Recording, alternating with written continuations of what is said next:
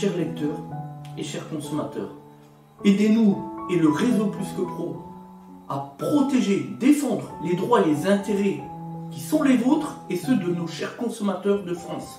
Et combattre le cancer que constituent ces pseudo-youtubeurs de l'intox et la désinformation. Parce que nous, on ne triche pas de calomnie, on dit la vérité. Vous avez l'opportunité de vous abonner à la seule chaîne YouTube qui vaille.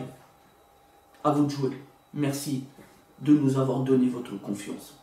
Autotransact Talange, réseau Plus que Pro pour la défense du consommateur. Alors, aujourd'hui, on a une cliente, je dirais même, et un client, puisqu'ils sont tous les deux, à nous avoir confié leurs deux véhicules en même temps. Donc, d'un côté, une C3 Picasso, et de l'autre, le Xara que voici. Hein. Donc, c'est un Xara Picasso année 2004, si je ne me trompe pas. 2006, puisque c'est l'évolution sur le Picasso. Pour voir l'évolution, notamment, vous avez au niveau de la carrosserie, au niveau de l'extérieur, ici, les chromes qui ont été rajoutés par rapport au tout premier modèle. Voilà, c'est l'une des évolutions. On peut le voir aussi à l'intérieur avec le tableau de bord. Alors, le but aujourd'hui, c'est d'évoquer un certain nombre de choses qui sont spécifiques au Xara Picasso. Alors, premier temps, vous avez le filtre à pollen qui est juste en dessous, au niveau moteur, vous voyez, ici, avec trois petits papillons. En gros, il y en a pour 3 minutes à remplacer le filtre à pollen. C'est exactement ce que l'on va faire, puisque on va faire la révision constructeur là-dessus. Donc, là, ça consiste simplement en une vidange moteur, le filtre à pollen, le filtre à huile, l'ensemble des contrôles sécurité, l'éclairage, pression des pneus, comme d'habitude, quoi. Voilà. C'est un véhicule qui n'a pas beaucoup de kilomètres, 80 000. Alors, deuxième élément, il y a une évolution. Il n'y a plus le potentiomètre manuel, mais maintenant il est électrique. Vous voyez, en gros, lorsque vous appuyez sur la pédale accélérateur, vous avez le capteur potentiomètre qui va informer le calculateur et qui va ouvrir le volet en fonction de votre toucher sur la pédale.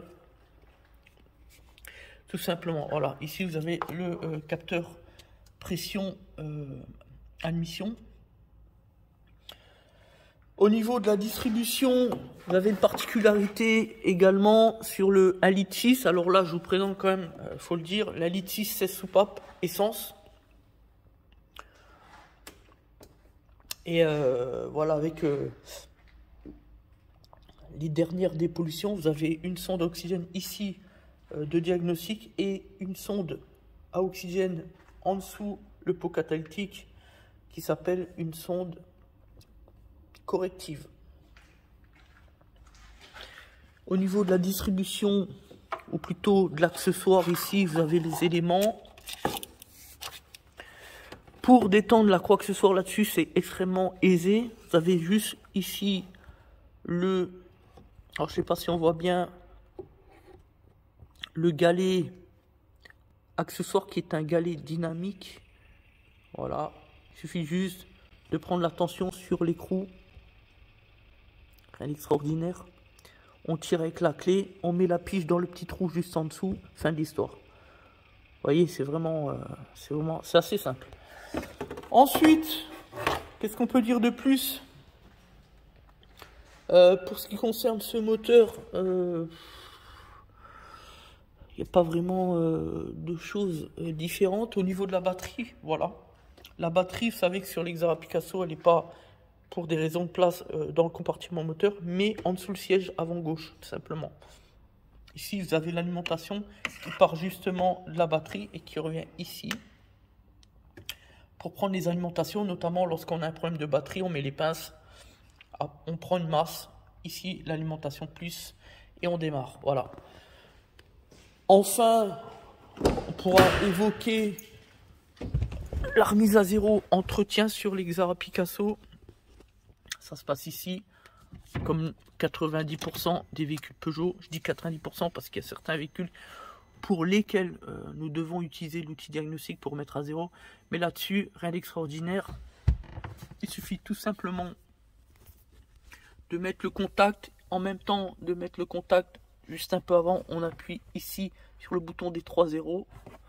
On va montrer, voilà. Et vous laissez le contact allumé et vous allez avoir le compte à rebours 10, 9, 8, 7, 6, etc. jusqu'à 0. Une fois que vous êtes à 0, vous pouvez tout lâcher, vous coupez, vous remettez le contact, fin de l'histoire. Voilà. On vient de le faire, donc puisque, comme vous pouvez le constater, on a pu la petite clé à côté le kilométrage qui est affiché. Ce qui était le cas au début avant de la mettre sur le pont. Voilà, donc au niveau de l'évolution du Picasso, bah là vous avez la nouvelle console. Avant, la console était beaucoup moins bien finie, elle était légèrement différente. Donc là, on a une simple climatisation manuelle et non pas automatique, comme vous pouvez le constater. Voilà, donc je pense qu'on a fait le point un petit peu sur les spécificités du Xera Picasso, qui est fondamentalement un bon moteur. Le moteur TU5 JP que voici, TU5 JP4, un litre 16 soupapes, qui fait 110 chevaux, c'est un très bon moteur aussi. Il n'y a pas réellement de problème, mis à part la cause connue que tout le monde connaît, c'est-à-dire le joint de culasse. Vérifiez les points niveau courroie de distribution devant ici. Et le point joint de culasse également de l'autre côté ici, côté boîte, ici, où on a souvent des petits sointements, pas des fuites, mais des sointements. Ça, c'est à faire attention, à prendre précaution là-dessus.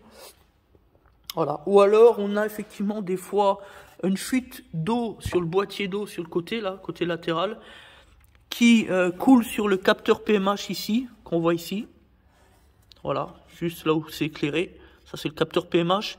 Et du coup, on peut avoir des pertes de signal du capteur PMH, ce qui peut faire des à-coups moteurs, comme si on tournait sur 3 cylindres. Voilà, lorsqu'on perd un signal PMH, ça fait comme des pétarades, la perte de puissance, des pétarades, comme si on tournait sur 3 cylindres. Vraiment les mêmes symptômes. Voilà. Donc merci à tous, c'était Des Autotransact Talange. Nous sommes membres du réseau Plus que Pro et surtout, nous sommes de vrais professionnels de l'automobile. Et d'une manière générale, on le dit jamais assez souvent, faites attention, n'écoutez pas les pseudo-youtubeurs, vous savez, ce monde de passionnés, de bricoleurs qui n'ont aucun savoir-faire dans les métiers de l'automobile, mais qui se permettent de faire du conseil. Il faut faire très attention à ces gens-là, puisque nous, on en a une belle expérience. À chaque fois, les gens viennent chez nous, après avoir écouté un youtubeur à la noix, pour ne pas employer de mots plus forts, hein. On va être gentil aujourd'hui. Et voilà, après ça se résout par des dépenses qui n'ont pas lieu d'être, parce que les gens, il faut bien le dire, ont peur des garagistes, ils ont peur d'être surfacturés, donc ils essayent de trouver par eux-mêmes sur Internet, et puis au bout du compte, on retrouve toujours les mêmes astuces fondées sur l'ineptie, hein, avec YouTube et avec les youtubeurs, encore une fois, les pseudo-bricoleurs du dimanche. Et puis des consommateurs, eux, qui payent et qui payent et qui payent encore. Parce qu'ils pensaient avoir trouvé la bonne information sur YouTube, etc. Alors qu'à la fin, forcément, quand on n'a pas de compétences, pas de savoir-faire, on dit n'importe quoi. Et quand on dit n'importe quoi, le consommateur qui écoute, eh bien, il en paye les conséquences. Voilà. N'oubliez jamais, c'est pas le moins cher qui vous coûtera le moins cher. Préférez le conseil d'un vrai professionnel. Vous pouvez nous contacter ou venir sur place et on pourra mieux vous conseiller, en tout cas, qu'un bricoleur des réseaux sociaux, tout simplement. Merci à tous. C'était Des Autotransact Talange, réseau Plus que Pro pour la défense du consommateur. À bientôt.